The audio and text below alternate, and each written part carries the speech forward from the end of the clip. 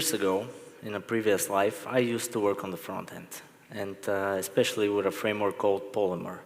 And some of you may know that this framework was the first iteration of something that's now standard. It's called Web Components.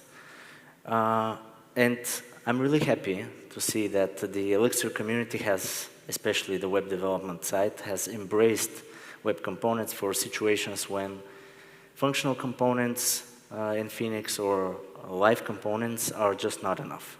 Situations when we need high interactivity with complex designs and so on.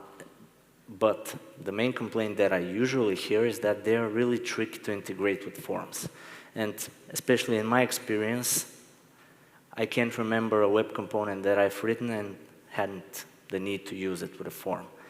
And some time ago, I discovered a browser API, which makes the process of integration really simple. And it's this API, Element Internals. It allows to register web component and to basically say this element will participate in forms like a native HTML element.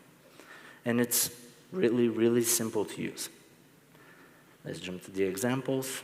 All we need to do is define a static field that this component is form associated and instantiate a instance of element internals. Basically, that's it.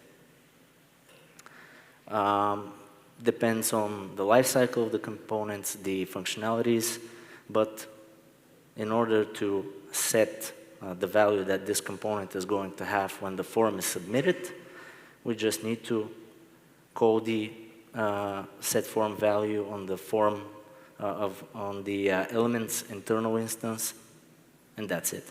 You can set a string as a value, also a form data, which allows you to basically attach multiple fields to the form when the form is submitted, and they integrate seamlessly, but there's one gotcha, especially with live view forms, because when we validate the forms, we don't actually submit them.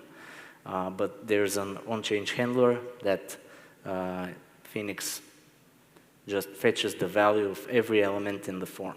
So we need to also expose a value field on our web components, and it will not only work when we submit the form, but also when we validate, and it behaves just like a normal input or select or whatever. Very easy integration. Try it. I just wanted to put it on the minds of more people so it can be popularized and used. Hopefully, you'll make a good use of it. Thank you. That was.